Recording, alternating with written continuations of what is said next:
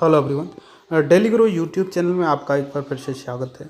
निष्ठा ट्रेनिंग के अंतर्गत जो मॉड्यूल 7 है और जिसके प्रश्नोत्तर हम कह सकते हैं गतिविधि 6 में जो प्रयोग किए गए हैं। तो इस वीडियो हम लोग गतिविधि 5 और 6 को सम्मिलित रूप से पढ़ेंगे और उसके बाद में गतिविधि 6 के जो प्रश्नोत्तर हैं उन्हें हल करने का प्रयास करेंगे। तो आप वीडियो में बने रहें। तो देखते हैं, सबसे पहले इसमें एक वीडियो जो दिख रहा है आकलन के परिप्रेक्ष्य में क्या कहता है उसको समझने का प्रयास करेंगे। उसके बाद में उसकी प्रतिलिपि को देखते हैं। को सक्रिय तरीके से शामिल करके यह पूछना चाहिए कि वे किस तरह के विषयों पर निबंध लिखना चाहते हैं। इसलिए वीडियो देखा और आप भी इसको समझने का प्रयास करें। उसके बाद में हम नेक्स्ट करने के बाद में विद्यालय आधारित आकलन के लिए कार्य नीतियाँ और कार्य के लिए आकलन के लिए जो नीतियाँ हैं, कार्य की नीतियाँ बनाई गई हैं, उसके वीडियो प्रतिलिपि है जो अभी वीडियो हमने देखा, तो उसी से संबंधित इसमें दिया गया है। जिसमें 2-3 पॉइंट जो इम्पोर्टेंट हैं जिसे मैंने समझा उन्हीं को बताने का प्रयास करेंगे। तो यहाँ पर देखते हैं, स्व आकलन छात्रों द्वारा स्वयं किया जाता है। स्व आकलन का मतलब यह नहीं है कि अध्याय के अंत में हमारे पास कई प्रश्न हैं जिनका उत्तर हम छात्रों को देना है। स्व आकलन में छात्रों की गहरी भागीदारी शामिल होती है। उसके बाद में बात मेन पॉइंट आती है सहकर्मी आकलन। तो सहकर्मी क्या है? जब स्टूडेंट्स होते हैं, जो छात्र होते हैं, आपस में जो बैठे होते हैं, तो वो एक दूसरे का जो आकलन करते हैं उसे सहकर्मी आकलन कहते हैं। इन्हीं पॉइंट्स पर ध्यान देने की आवश्यकता है क्योंकि आगे चलकर जो प्रश्नोत्तरी बनेगी वो इन्हीं से बनेगी। साथ ही जो आकलन परीक्षा भी होगी वो भी ऐसे ही प्रश्नों से बनाए जाने की संभावना है। उसके बाद देखते हैं समूह कार्य की बात की गई। यहाँ पर समूह कार्य का आकलन, तो यहाँ पे क्या करना है, शिक्षक के रूप में हम हर छात्र का व्यक्तिगत आकलन करने का अभ्यास करेंगे। इसके अलावा हम उसका आकलन समूहों में भी कर सकते हैं। और क्या कर सकते हैं समूह कार्य में आकलन? इसमें एक दूसरे के मतलब जो छात्र हैं वो एक दूसरे से किस प्रकार से सहयोग करते हैं, किस प्रकार से सहयोग करने का प्रयास करते हैं, उस प्रकार से हम इनका आकलन कर सकते हैं। और नेक्स्ट पॉइंट इसमें पोर्टफोलियो आकलन, ये भी बहुत इंपॉर्टेंट है।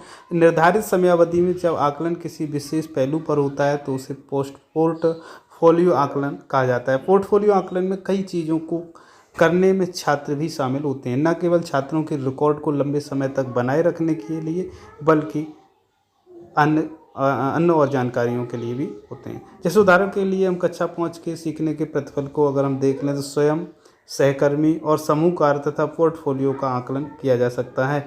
हिंदी भाषा में कक्षा 5 के लिए सीखने के प्रतिफल उचित विराम चिह्न संयोजन के साथ मौखिक दृष्टिगत सुराग से हिंदी में अनुच्छेद लिखना और उसके बाद में इसमें क्या सुधार किया जा सकता है, क्या इसमें समस्याएं आ रही हैं, तो इस प्रकार के इसमें आकलन किए जा सकते हैं। उसके बाद में देखते हैं ये प्रतिलिपि के जो इम्पोर्टेंट मुख्य बिंदु थे, मैंने इसमें कोशिश की इसमें जोड़ने की जिससे कि हम उन मानदंड को समझ सकें। अब कौन से और आकलन के जो 4 मानदंड हैं वो कौन है? विषय सूची, सामंजस्य, भाषा और शब्द सीमा। इसमें क्या करना, आकलन के इन क्षेत्रों में से प्रत्येक को दिए जाने वाले महत्व और स्कोर निम्नानुसार हो सकते हैं। विषय सूची के लिए 4 अंक हो सकते हैं, सामंजस्य के लिए 3 अंक, भाषा के लिए 2 अंक और शब्द सीमा के लिए 1 अंक को रखा जाता है। इस प्रकार आप निबंध का आकलन कुल 10 अंकों के लिए किया जा सकता है। इन मानदंड के आधार पर यदि छात्र स्वयं का आकलन करते हैं तो उन्हें मॉडल यानी कि प्रतिरूप उत्तर या मॉडल निबंध से तुलना करते हैं। तो इस प्रकार से आप अपने बच्चों का आकलन कर सकते हैं जिससे कि बच्चे अच्छे से सीखने की प्रयास करेंगे। साथ ही उन्हें जो भी आवश्यकता होगी उसमें बच्चे भाग लेंगे और अपने शिक्षक से उस पर डिस्कशन करने का प्रयास करेंगे। रूब्रिक्स के अंतर्गत विभिन्न प्रकार के होते हैं जो रूब्रिक्स हैं। तो यह एक समग्र रूब्रिक्स है, दूसरा है विश्लेषणात्मक रूब्रिक्स। समग्र रूब्रिक्स के तहत हम महत्व यानी कि वेटेज उपवर्गीकृत नहीं करते हैं, वहीं विश्लेषणात्मक रूब्रिक्स के तहत हम निष्पादन के विभिन्न स्तरों को महत्व देते हैं। इस तरह से छात्रों में न केवल यह समझने की आवश्यकता है क्षमता विकसित होती है बल्कि उन्होंने क्या लिखा है और कैसा लिखा है, बल्कि यह भी कि कैसे एक विशेष कृति दूसरों की तुलना में बेहतर है। तो इस प्रकार से हम इनका आकलन कर सकते हैं। इसके बाद में रूब्रिक्स के अंतर्गत जो विभिन्न प्रकार के बारे में यहाँ पर जान। अब हम देखते हैं वीडियो के बाद में व्यक्तिगत अधिगम का आकलन, इसको किस प्रकार से किया जाए। तो इसे नेक्स्ट करके जब हम देखते हैं तो व्यक्तिगत अधिगम के आकलन की बात आती है, तो व्यक्तिगत अधिगम लिखित और मौखिक दोनों तरीके से किया जा सकता है, परीक्षा के माध्यम से। ऐसी रचनात्मक लेखन की बात करें तो निबंध, कहानी, कविता लेखन, इस प्रकार से यह चित्र पढ़ना, प्रयोग, व्यक्तिगत परियोजनाएं, चित्रकारी और शिल्पकार आदि को व्यक्तिगत आकलन की आवश्यकता होती है। तो इस प्रकार से आप इन बच्चों का व्यक्तिगत आकलन बहुत ही आसानी से कर सकते हैं। आओ चलो विचार कर लेते हैं, क्या पारंपरिक जो प्रक्रिया चल रही है, लिखित टेस्ट और परीक्षाएं सभी सीखने के प्रतिफलों के व्यापक आकलन के लिए उपयोग की जा सकती है, या इसमें फेरबदल करने की आवश्यकता है? इन पर हमें विचार जरूर करना चाहिए। ऐसे एक उदाहरण लिखते हैं। चलो, आपका कक्षा 5 का बच्चा है और उसका आपने गणित का आकलन किया। गणित का आपने एक पेपर उसको बना के दिया और उसने सॉल्व किया। मान के चलिएगा कि आपने उस बच्चे को अलग अलग प्रश्न दिए, जोड़, घटाना, गुणा, भाग, भिन्न, दशमलव, जो भी बन सका आपने 10 प्रश्न दिए और 10 प्रश्न में एक एक नंबर का प्रश्न रखा हो। जब आपको उसका आपने रिजल्ट जांचा और रिजल्ट जांचने के बाद में जब उसका रिजल्ट आया तो 10 में से उसने 6 अंक प्राप्त किए। अब आप एक दूसरे शिक्षक से, आपने कॉपी जांची है लेकिन आप दूसरे शिक्षक को जब उसका स्कोर कार्ड बताएंगे, जब आप बताएंगे 10 में से 6 अंक प्राप्त किया है, तो वो अध्यापक क्या समझ पाएगा कि वो छात्र में क्या कमी है? कोई इससे निर्धारण नहीं किया जा सकता है कि बच्चे को अभी क्या नहीं आता है। तो इसलिए ये जो पारंपरिक जो लिखित टेस्ट या परीक्षाएं चलती हैं, इनसे मेरे ख्याल से जो प्रतिफल प्राप्त होते हैं वो व्यापक आकलन के उपयोग के लिए नहीं हैं। तो इनमें सुधार करने की आवश्यकता है। अब देखते हैं, ये देखो यहाँ पर घर पर आपको पीने का पानी कहाँ से मिलता है और कौन से लाता है, संग्रहित करता है या कैसे संग्रहित होता है, किया जाता है, इस बारे में जब बच्चे स्वयं करते हैं तो उसमें उन्हें ज़्यादा याद रखता है। ऊपर दी गई तस्वीरों को देखें और दोनों परिवारों में लोग किस तरह के काम कर रहे हैं इस पर चर्चा करें अपने बच्चों के साथ। जब बच्चों से आप इस प्रकार के प्रश्न पूछेंगे तो बच्चे उसमें समझने का प्रयास करेंगे। उसके बाद में व्यक्तिगत अधिगम की बात करें तो इसमें यह काम कौन करता है? भोजन पकाने का काम, झाड़ू मारने का काम, पानी भरने का काम, बाज़ार से चीज़ें खरीदने का काम। तो बच्चे अपने घर में कौन कौन करते हैं, आपके दोस्त के घर में कौन करता है, ये जब लिखेंगे तो उससे उनकी समझ बहुत ज़्यादा विकसित होगी और वो समझ पाएंगे कि किस प्रकार से ये कार्य किए जा सकते हैं। अब आकलन और क्या हो सकता है, विचार करें। इसमें लिखित टेस्ट आधारित आकलन में किसका उपयोग किया जा सकता है? मौखिक आकलन के लिए किन का उपयोग किया जा सकता है? तो इस प्रकार जो भी इम्पोर्टेंट पॉइंट्स बन सकते हैं उन पर हमें बच्चों के साथ चर्चा ज़रूर करनी चाहिए। उसके बाद बात करते हैं, उन वाहनों के नाम बताएं जिनमें आपने यात्रा की है और प्रत्येक 2 या 3-4 पहिया वाहनों के नाम लिखिए। या शाखाओं पर आप एक प्रश्न गतिविधि दी गई है, एक पेड़ के नीचे कुछ समय बिताएं, उन जानवरों के नाम बताएं जिन्हें देखा है। शाखाओं पर उनके 3 के नाम लिखिए, पत्तियों पर उनके 3 के नाम। तो इस प्रकार से ये गतिविधियां कराई जा सकती हैं जिससे कि बच्चे का आकलन आप भी कर सकते हैं और बच्चा अपना स्वयं भी आकलन कर सकता है। अब देखते हैं इसके बाद में समूह अधिगम का आकलन। अभी तो ये व्यक्तिगत अधिगम का आकलन था, अब देखते हैं हम समूह अधिगम का आकलन। समूह अधिगम का आकलन किस प्रकार से करेंगे उसको हम लोग सबसे पहले समझते हैं समूह आकलन किस प्रकार से करेंगे। तो जो समूह आधारित आकलन है, तो ये साथी समूह जो आकलन है उसमें सहभागिता की बात की जाती है। तो देख कितने जो सदस्य शामिल किए गए, क्या सभी ने उसमें सहयोग किया, नेतृत्व किसने किया उस दल का, और नेतृत्व के बाद में उसमें सुनना, किसने ज़्यादा अच्छे से सुना, किसने प्रतिक्रिया अच्छे से दी। तो इस प्रकार से बच्चों का समूह में आकलन आप आसानी से कर सकते हैं और साथ ही इसमें जो भी इम्पोर्टेंट पॉइंट्स हैं उनको आप नोट भी कर सकते हैं।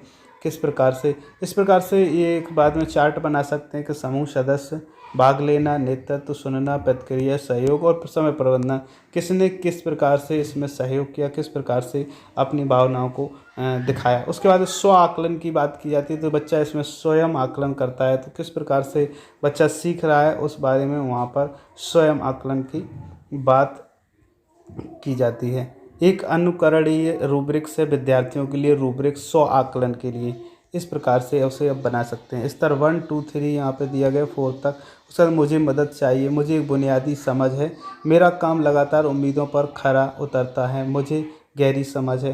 तो इस प्रकार से अच्छे से रूब्रिक्स को समझना चाहिए, पढ़ना। अब रूब्रिक्स है क्या, उसके बारे में यदि हम देखें तो देख लेते हैं। रूब्रिक्स एक विशिष्ट कार्य पर विद्यार्थियों का आकलन करने के लिए उपयोग किए जाने वाले मानदंडों का एक व्यापक रूप है, व्यापक समूह है।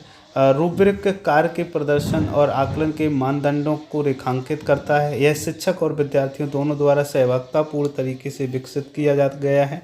और रूब्रिक्स में लचीलापन और अनुकूलन क्षमता होती है जो बहुत कम अन्य आकलन उपकरणों के पास होती है। और जब रूब्रिक्स को सही तरीके से उपयोग किया जाता है तो समय पर प्रतिक्रिया प्रदान करने, विद्यार्थियों को विस्तृत प्रक्रिया का उपयोग करने, महत्वपूर्ण सोच को प्रोत्साहित करने, शिक्षण विधियों को परिष्कृत करने और दूसरों के साथ संचार की सुविधा के लिए तैयार किया जाता है। रूब्रिक्स के जो मानदंड हैं वो कौन कौन से हैं? सौंपे गए कार्य का विवरण, जैसे ऊपर स्वच्छता के संबंध में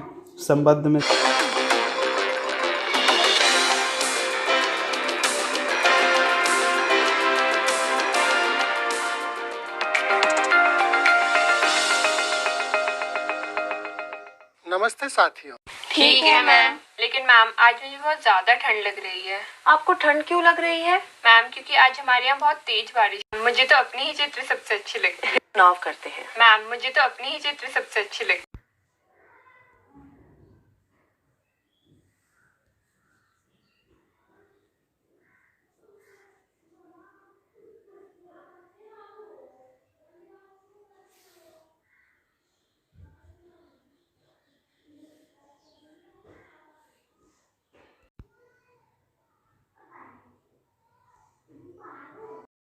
जिस प्रकार से एक बरसात की बात की गई और उस बरसात के दौरान फिर जो 4 छात्र हैं वहाँ पर चारों छात्रों ने अपनी अपनी जो पेंटिंग्स की, इस आधार पर भी उनका आकलन किया जा सकता है।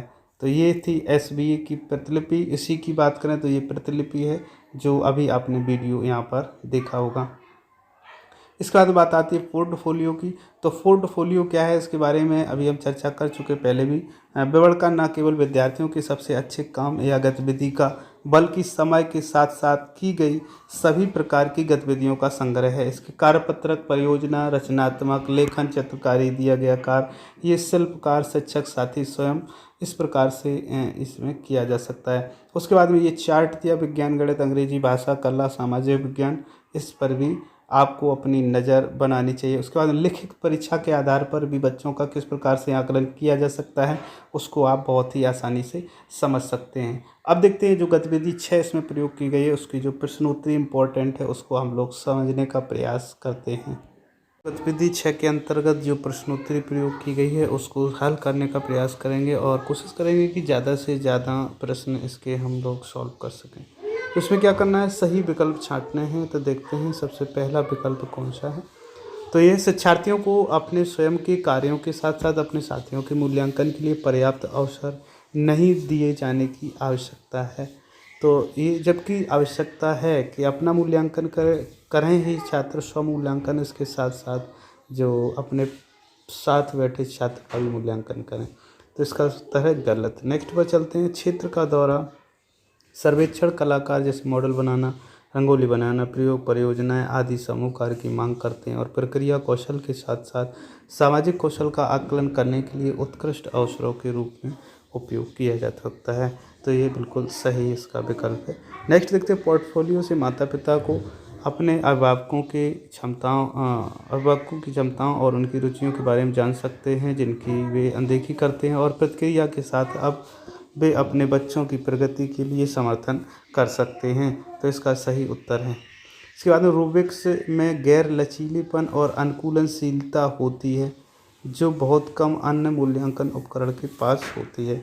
तो इसका उत्तर ये गलत है। उसके बाद एक रूब्रिक्स कई कार्यों पर छात्रों का आकलन करने के लिए उपयोग किए जाने वाले मानदंडों का एक व्यापक समूह है। तो ये व्यापक समूह तो नहीं कह सकते हैं, तो इसलिए इसका उत्तर ये गलत है। तो इस प्रकार से हमने 5 प्रश्न सॉल्व किए। अब देखते हैं इन 5 प्रश्नों में कितने प्रश्न हमारे सही निकलते हैं। तो यहाँ से आप देख सकते हैं कि 5 के 5 प्रश्न हमारे सही निकले हैं। तो यहाँ से आप एग्जिट कर सकते हैं या फिर नेक्स्ट कर सकते हैं। तो इस प्रकार से गतिविधि नंबर 6 तक यहाँ पर हम लोगों ने देखा इस वीडियो में।